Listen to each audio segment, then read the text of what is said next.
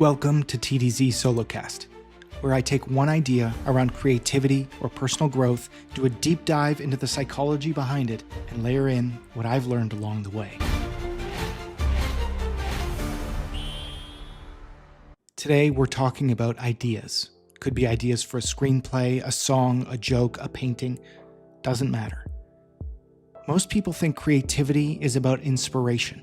And so they wait for that light bulb moment where a fully formed, beautiful, perfect idea magically pops into your head. What if that's backwards? What if the successful creatives you admire, the musicians, filmmakers, founders, artists, don't just magically get strokes of genius? Now, of course, I'm not saying nobody ever gets brilliant ideas. Of course, they do. But by the end of this episode, I want to convince you of one thing. You don't need better ideas. You need more of them. And yes, that includes the bad ones, because bad ideas are not the opposite of good ones.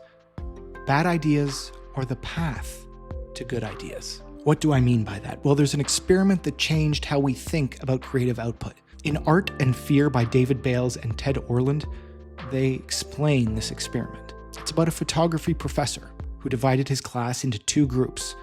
One group was graded purely on quantity. In other words, you take 100 photos, you get an A+. Doesn't matter how good or bad the photos are, you just need 100. Group 2 was graded on quality. So you have to submit one perfect photo to get the A+. At the end of the semester, the highest quality work didn't come from the perfectionists. It came from the group who took 100 photos. This is counterintuitive because you might think, well, if someone's spending an entire semester on one photo, of course it's bound to be amazing. But the opposite is actually true. The quantity group improved faster because they were experimenting, they were failing, they were adjusting, they were refining, they were trying different stuff, seeing what worked, what didn't work. Whereas the quality group, they spent most of their time thinking about this one photo and trying to make it perfect. But what they found was that iteration teaches faster than perfection. And for me, this really hits home. I'm a writer, and some of the first scripts I ever wrote, I obsessed over every line, tweaked endlessly. I thought this one script that I was going to write when I was 22 years old was going to be an Oscar-winning script. Newsflash, it was not. I didn't know yet what I didn't know.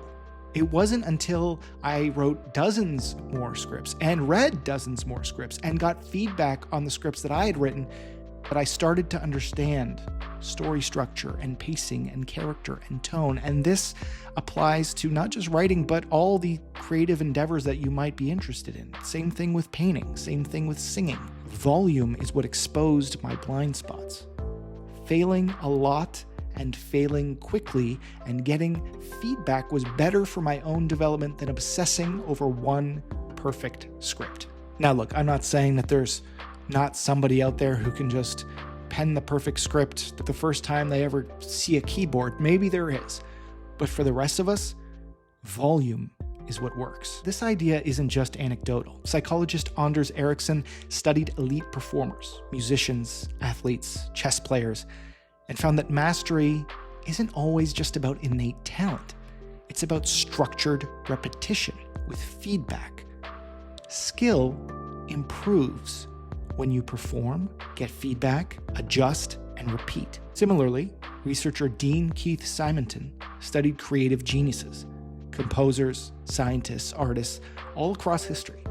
And he found that creative output follows a quantity breeds quality pattern. In other words, the more someone produces, the higher the probability of creating something exceptional. Mozart wasn't brilliant because every piece he wrote was completely perfect. He wrote over 600 compositions. Some were average, some were forgettable.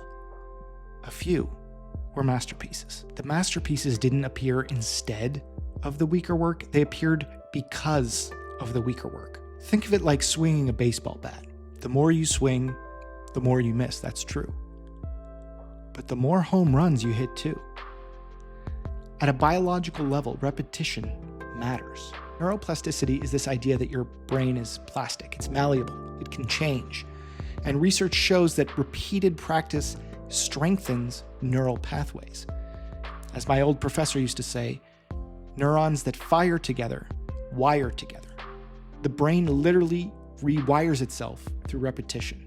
So every time you produce, you're not just making work, you are sculpting your own creative brain, your own taste, your own skill. And this is in part the reason why perfectionism is the enemy. Now, I can already hear the pushback. I don't want to put something out there if it's not perfect. Trust me, I get it. I've been there. I'm still there sometimes. Perfectionism feels like you're just setting a really high standard for yourself. It feels like you want people to see only the best of what you can produce. And I get that. But often perfectionism is fear in disguise. Research from Thomas Curran at the London School of Economics shows that perfectionism has increased dramatically over the last 30 years. And it's strongly linked to anxiety, procrastination, and burnout. Perfectionism tends to create avoidance, over-editing, analysis paralysis, this idea that there's so many possibilities that you make no choice. When you obsess over making one thing flawless, you're reducing your total output. The more you try to perfect a single piece, the less opportunity you have to experiment, to fail, to improve, which is exactly how skill and creativity grow. Perfectionism will stall you. Iteration will accelerate you. Another piece of this is the idea of compounding daily. James Clear, the author of Atomic Habits, popularized this idea. Tiny daily improvements, compounded over time, can lead to massive transformations. Small, consistent reps add up to mastery. If you're a comedian, you can't just write one joke. You have to write hundreds of jokes, thousands of jokes. And as someone who has performed stand-up, the first time usually doesn't go well. I'm a few dozen episodes into this podcast now, and I'm really proud of the work I'm trying to do, and I'm really enjoying this process, but I already cringe at my earlier mistakes. Pacing mistakes, framing mistakes, lighting mistakes, the 1 million times I say And I stalled. I didn't want to start this podcast until I was ready, until everything could be perfect, until it could be in person. And I had all the lighting and all the cameras and all the microphones and every perfect thing that I needed. And then one day I said, it's never going to be perfect. I just need to start. And as I iterate with each episode, I make small improvements. Most people dramatically underestimate the power of consistency. So, okay, Mike, you preached at me all this time. How do I actually put any of this into practice? One thing you can do is set a quantity target. So you decide on a certain goal. Say you're a guitar player. Well, for the next week, you have to write 1 lick a day. 7 licks, 7 days. Maybe you're a writer. Write 7 novel ideas in 7 days. Maybe you're a comedian. Write 7 jokes in 7 days. Most of them will be bad. Maybe all of them will be bad. But you have to take the judgment out of this process. This is the blue sky creation phase. Don't edit, don't critique, just produce. And at the end of that 7 days, then you can look at those and then you can evaluate them. Are any of these ideas actually good? Do any of these ideas have even a kernel of an idea that might be good? If yes, explore it further. Get feedback.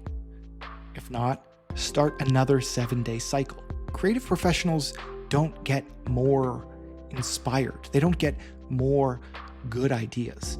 They just show up more. Because the secret isn't just magically having better ideas. It's giving yourself permission to have bad ideas and to sift through them until you find the good ones. If you're enjoying this podcast, do me a huge favor and hit the subscribe button. Another way you can support me is to check out my kids' book. It's called Tiffy and Spiffy Meet a Kangaroo.